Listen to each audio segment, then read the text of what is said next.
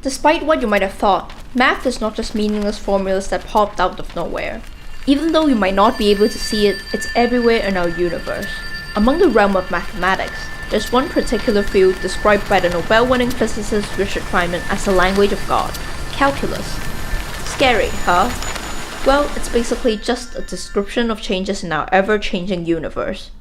Normally, when we talk about changes in stuff, we talk about the difference in the amount of stuff after the change. Well, we can also talk about how fast something changes, the rate of change, how much something changes in a period of time.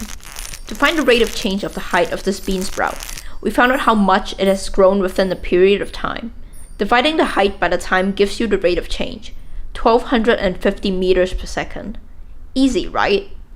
But if you're a good observer, you'll probably notice that most things don't change at a constant rate. So the method I just mentioned doesn't really indicate the variations in the rate of change throughout the entire motion. Perhaps we can chop the motion up according to its speed, like fast period and slow period. Yeah, but it's perhaps still not precise enough. How about dividing it into smaller chunks, like tracking the change in the distance every second, millisecond, nanosecond, or even 0 seconds? Wait, what? Nothing can change within 0 seconds when time doesn't even pass. Well, even a powerful subject like math can't change something absurd into something sensible. What we can do is to record the change within an infinitely small period of time. Almost 0 seconds, but not exactly 0. We call this small period of time delta x. As delta x decreases, you see the rate of change approaching a certain value. And from there, we can approximate the rate of change at a specific moment. This process is called differentiation.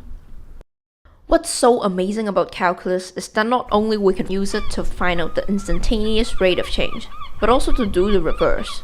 Given how quickly something changes, we can know how much something has changed. To find out the distance traveled from the speed, we can multiply its speed and the change in time. But what if the speed is not constant? Well, we can chop its motion up into very small periods delta x, and then add all the distances traveled within each small period up to get the total change in the distance throughout the entire motion. As delta x decreases, approaching 0, you can see the total change in distance approaching a certain value. This process is called integration. You might ask, why do we care about calculus apart from nailing exams?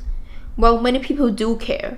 Scientists use it to describe the changes in our natural world, engineers use it to optimize their designs, and economists use it to optimize profits. Even if there isn't any point in your life that you have to apply calculus to real-life problems, well, isn't the ability to see the world in another language pretty amazing?